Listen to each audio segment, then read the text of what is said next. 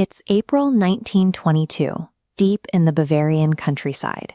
Several miles from the nearest town sits Hinterkaifeck, an isolated farm practically swallowed by the surrounding pine forests and fresh spring snow. For anyone looking closely, life at the Gruber family farm seemed completely ordinary. Smoke drifted steadily from the chimney, and the cattle out back had been given their usual feed and water. Yet, despite the working chimney and the fed livestock, no one in the neighboring village had seen a single member of the six-person Gruber family for days. Unease eventually pushed the neighbors to make the trek through the snow. They crossed onto the property, knocked on the front door, and when no one answered, they pulled open the heavy doors to the barn. Inside, they found the entire family slaughtered, their bodies stacked on top of one another and carefully covered in hay. This discovery presented an impossible paradox. If the Grubers had been lying dead in the barn since March 31st, an intruder had spent the last 4 days lighting the fires, cooking the meals, and tending to the animals.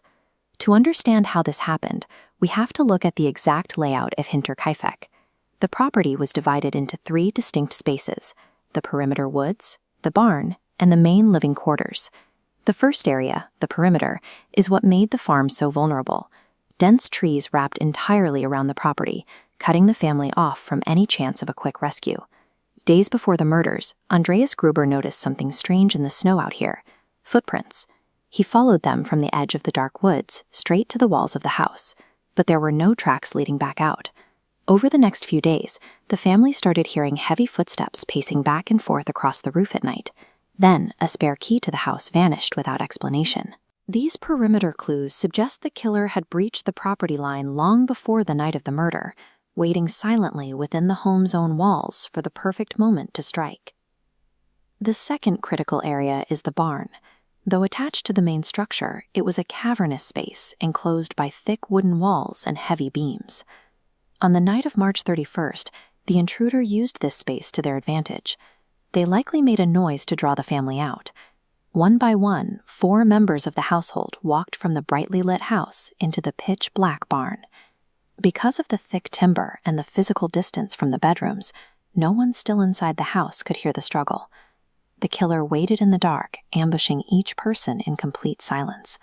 The barn's layout prevented anyone from realizing what was happening until it was too late. It became an inescapable trap. Finally, we reached the interior of the house itself. Investigators found half-eaten meals in the kitchen and pots left out on the stove. But the most disturbing discovery was found directly above the bedrooms. Hidden up in the attic, nestled into the hay, police found a hollowed-out patch, a makeshift bed. The killer had been living in the rafters, silently observing the family for days, sleeping right above the Grubers and listening to their conversations. After the massacre, they climbed down from the attic and walked into the kitchen, comfortably taking over the house, eating the family's food and tending to their livestock while the bodies lay nearby. The intruder systematically usurped the family's physical space, transitioning from a secret life in the attic to living openly among the corpses. The ensuing police investigation was massive. Detectives interrogated drifters, neighbors, and old acquaintances, desperate for a lead. But the 4 days the killer spent alone in the farmhouse ruined any chance of catching them. They had nearly 100 hours to wash away evidence, rest by the fire, and slip away entirely unnoticed. A century has passed since that April morning.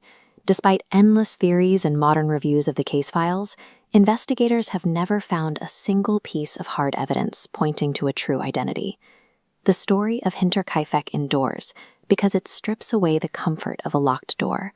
It leaves us with the reality that the greatest threat isn't lurking outside in the dark, but breathing quietly in the room above you.